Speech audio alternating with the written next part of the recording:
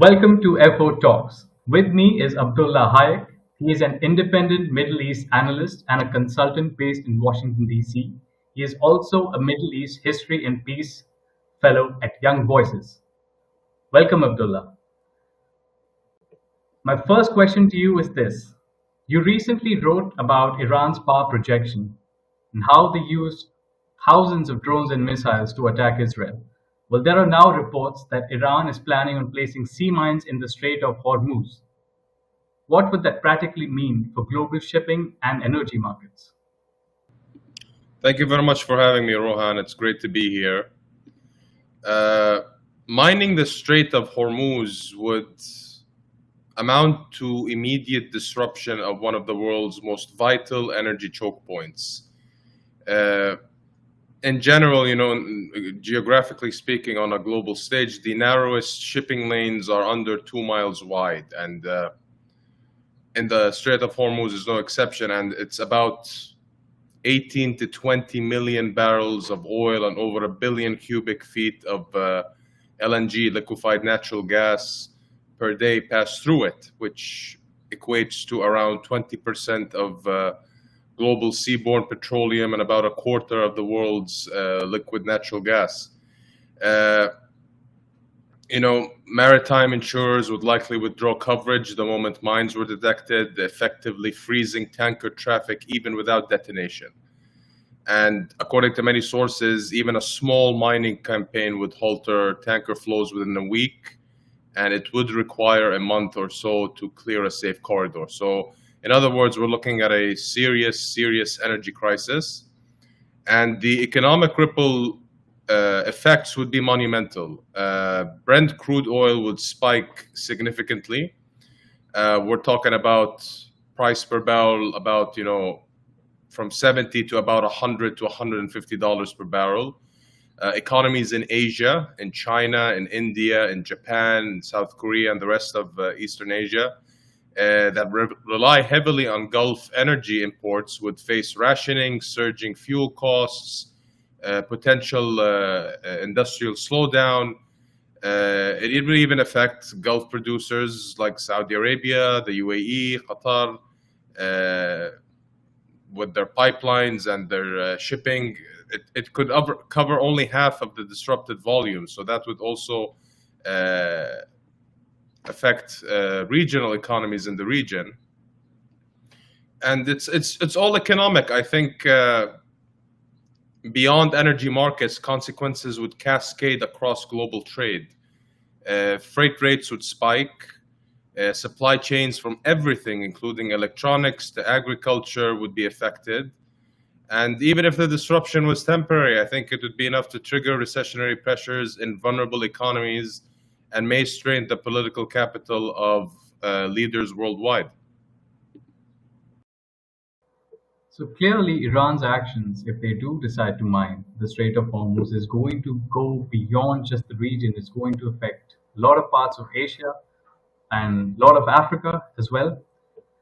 What do you think Iran is getting out of this? What is their strategic plan if they do go ahead with this?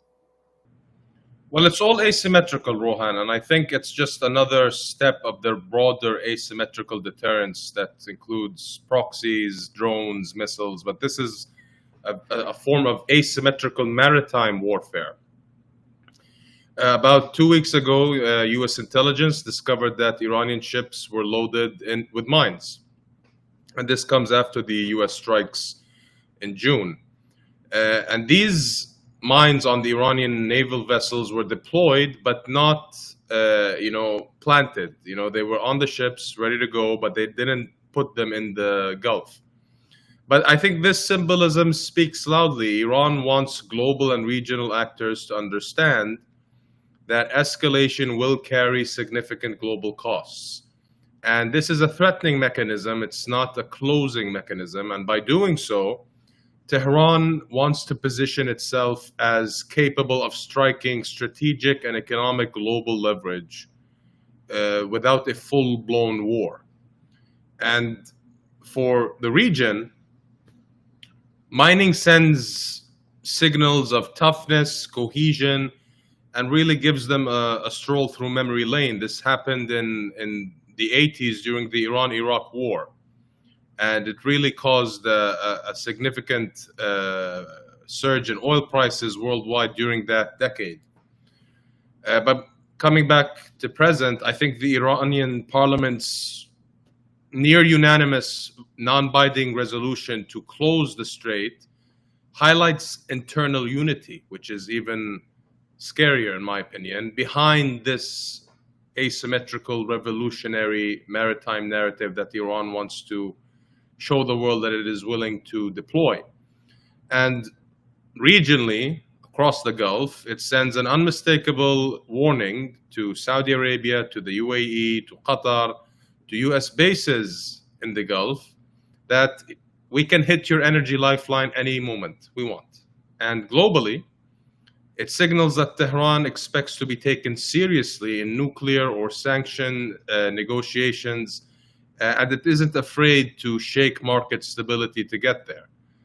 And the messaging is clear: attack our nuclear critical infrastructure, or hit our missile launchers or our military infrastructure, and will provoke systemic consequences. So I think Tehran is demonstrating resolve, not through full war, but through controlled escalation. And I think they're playing it carefully, and I think the coming months will determine what's going to happen. But if it blows out, I think that we will see something happen in the Strait of Hormuz. So let me go a little deeper on that. If you're saying that we might see something deeper in the Strait of Hormuz, are you predicting a U.S. military response, or a U.S. military response with allies and coalition members? Do you see something like that happening soon?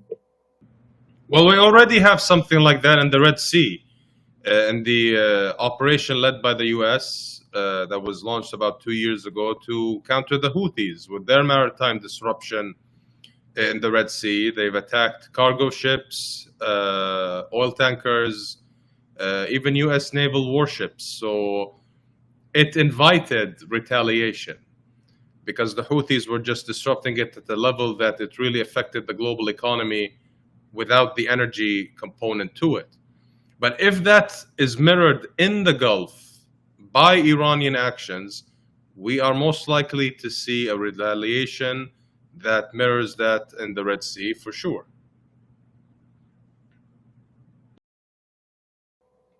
Okay, so I have two questions for you then. First is, how credible are the mines for Iran? Are these mines a real threat, or are they a geopolitical bluff? Do they even work properly? How well maintained are they? And second is, if Iran does go ahead with mining the Strait of Hormuz, what are the economic and diplomatic costs that Tehran is going to face? These mines are not a joke. It has a very serious consequence if put in the Gulf. I think Iran does have a credible and substantive mine threat, and when it comes to mines, it doesn't matter if it's quality or quantity. It's just a mine. It could cause damage. And according to many U.S. sources, they confirm that Tehran has hundreds to thousands of naval mines aboard those vessels that were deployed but not planted a few weeks ago. And satellite intelligence does indicate serious intent by their movements. And estimates suggest that, right now, I think Iran holds between 5,000 to 6,000 naval mines. They include bottom moored contact, acoustic, pressure sensor, drifting, limpet, rocket assisted, and many other variants. And this diversity includes, it showcases that Iran is willing to make it a living hell for any ship passing through the Gulf. It's not going there for, an inch. It's going there for the whole mile.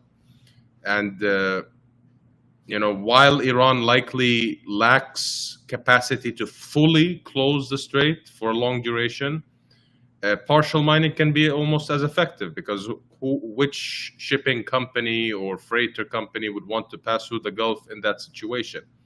Mines don't need to be detonated. They don't need to explode. The mere threat it is going to force insurers and private sector clients, operators, everyone to pause operations. And I think modest mining would freeze tanker flows, oil tanker flows, within days, if not hours. That's how serious it is. And I think besides the mines, it's important to note that Iran has submarines, midget submarines, that are about the size of a speedboat. It has fast attack speedboats. It has drone swarms and naval missiles. And it enhances the credibility and the difficulty for any counter operation. We're talking about an extensive operation where Iran on the naval scene is going to deploy a wide range of weaponry and infrastructure that would make any mission to counter that very difficult. So yes, to sum it up on the credibility, it's not a bluff. Iran has the means, it has the geography, and it does have the intent, obviously, to exert real disruption. And it's going to be dangerous. But moving on to your next question, I think the costs economically and diplomatically for Iran are actually the things that are going to have Iran think more than twice about using their naval capabilities in such a manner. First, it's economic suicide. It's basically a self-imposed economic crisis. Right now, Iran depends on about 1.5 to 2 million barrels of oil a day for exporting to Hormuz, many of which go to its closest economic partner, China. And that disruption would shutter its own sails, and especially in an economy where Iran right now is facing undescribable sanctions in terms of harshness and the effect of it. It's just, you know, shooting yourself in the head. I think the surging oil prices that on a global scale that the shutdown would cause may help Iran on the short term, but I think price spikes do not offset lost volume. So on the long term, it will definitely affect Iran. And that's, I think, the economic impact for Iran. I think on the diplomatic stage, it will deepen. For Iranian oil, we have key importers in China, in India, in Japan, in the South Korea. They would warn Iranian action. They would warn that this is going to affect their diplomatic relations. It's going to affect how these countries will help Iran in terms of, you know, decreasing the effect of sanctions, of negotiations on the nuclear front. It's going to affect a lot of things. And Russia would definitely warn against that, even though from a Russian economic perspective, it would help boost their oil sales to these countries. But nonetheless, I think Russia sees that as a short-sighted interest.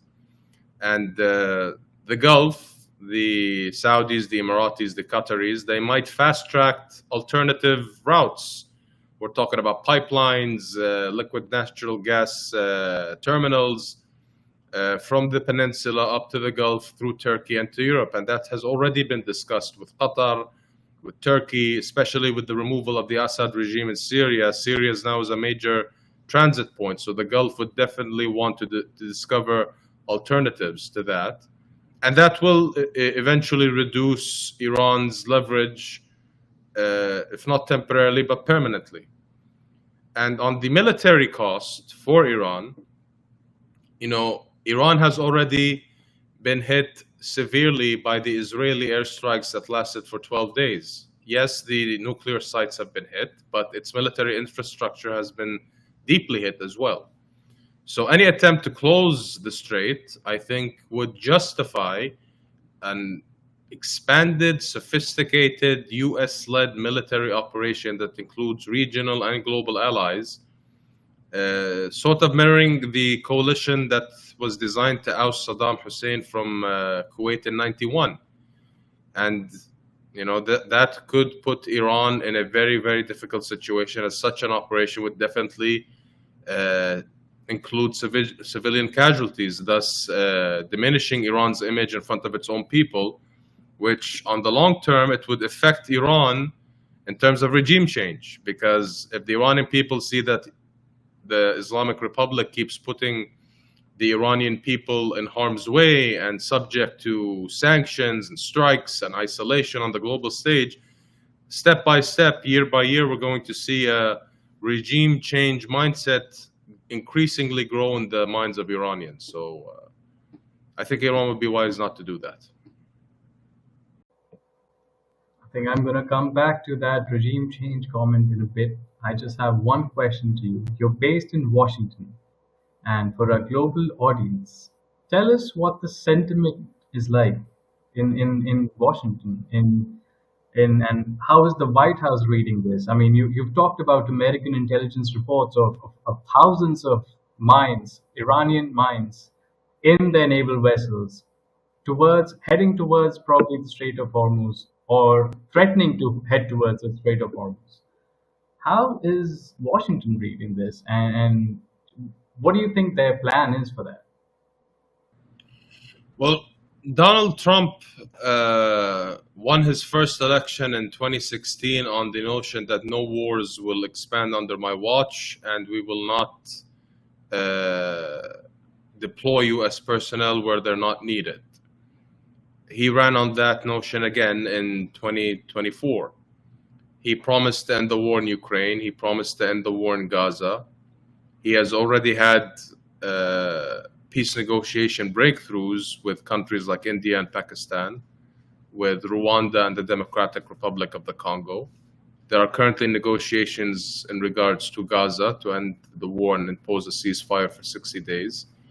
I think Ukraine is going to get back on the top list of priorities very soon. I don't think that it would be wise for the Trump administration to reverse all of that on the Iranian file. Trump wants to end the conflict, but in a manner that ensures U.S. interests are met first and foremost. So in Washington right now, we have various movements, but the broader movement within Trump's MAGA movement is deeply opposed to any direct U.S. intervention, even to the scale of the U.S. strikes on Fordo, Natanz, and Isfahan were met with significant opposition within the U.S. conservative MAGA movement.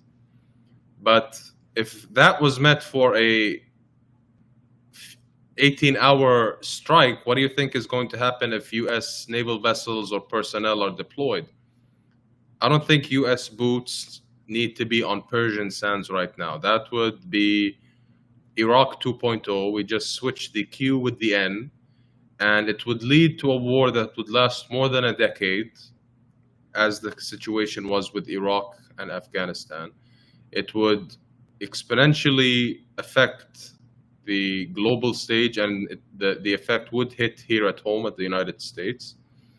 I don't think it would be smart for Trump to do that. What would be smart is that Trump should equip regional allies in the region to find the solution if they can't resolve it diplomatically.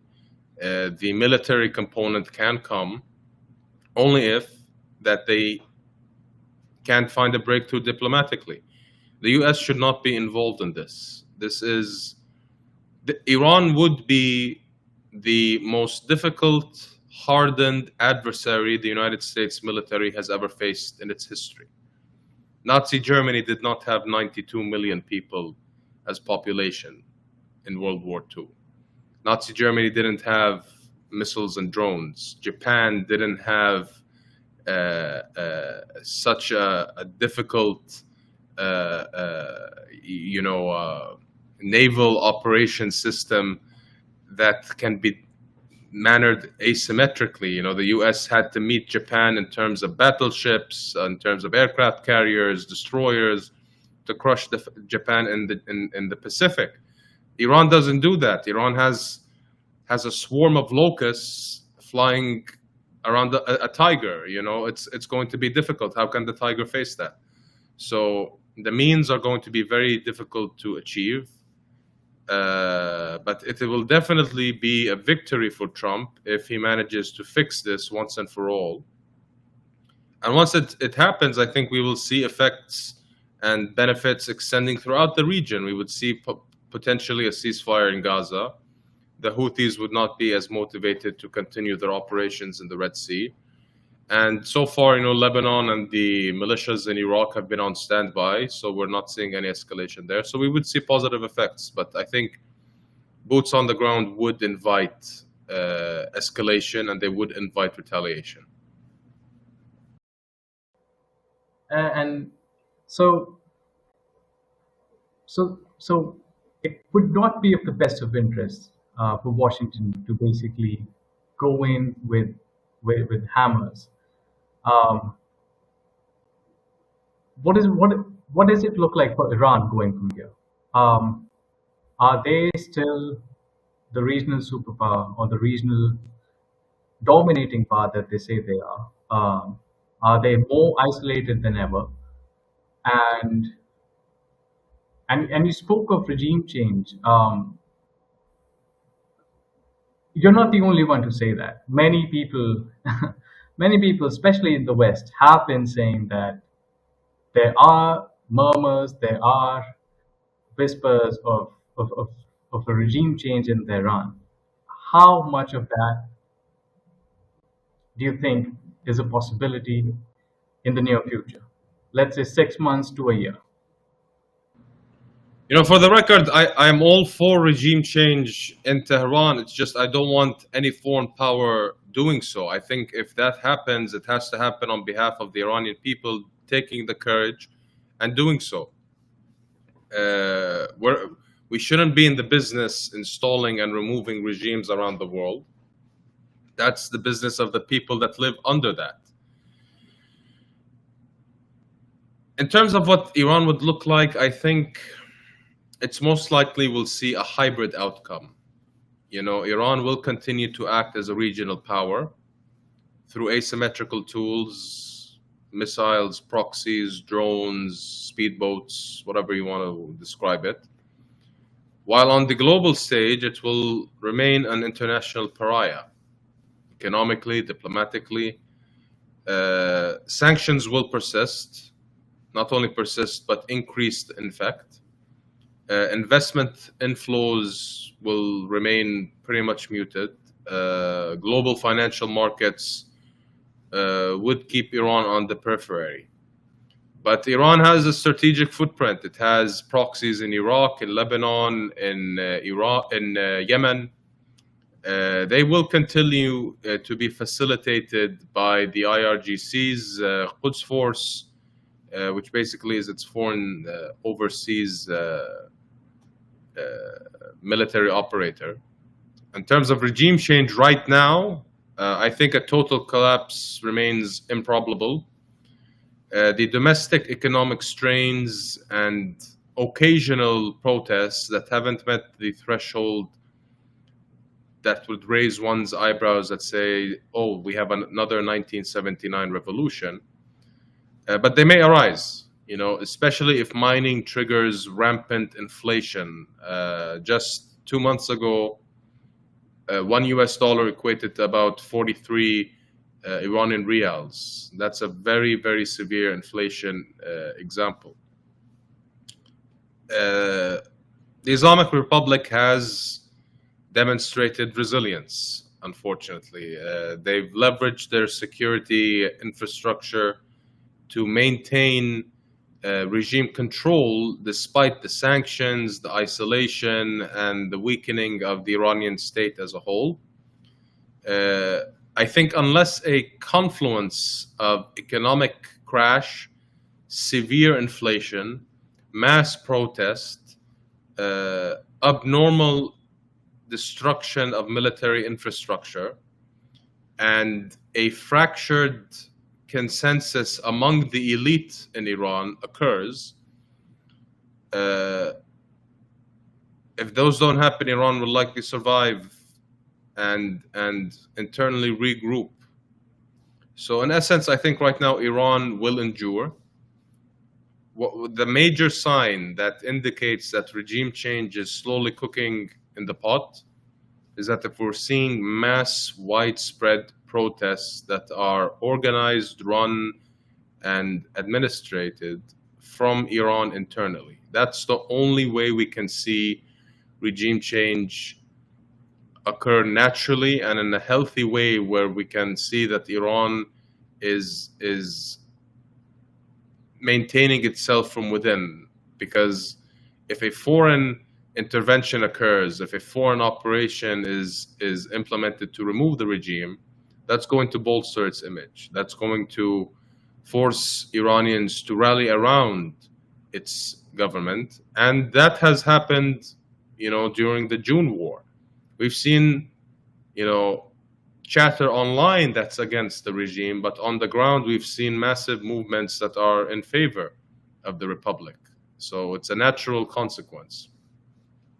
And, I think over time, strategic patience from global powers and rising domestic fatigue will possibly open a narrow window for recalibration, but I don't think that window will open wide in the near term anytime soon.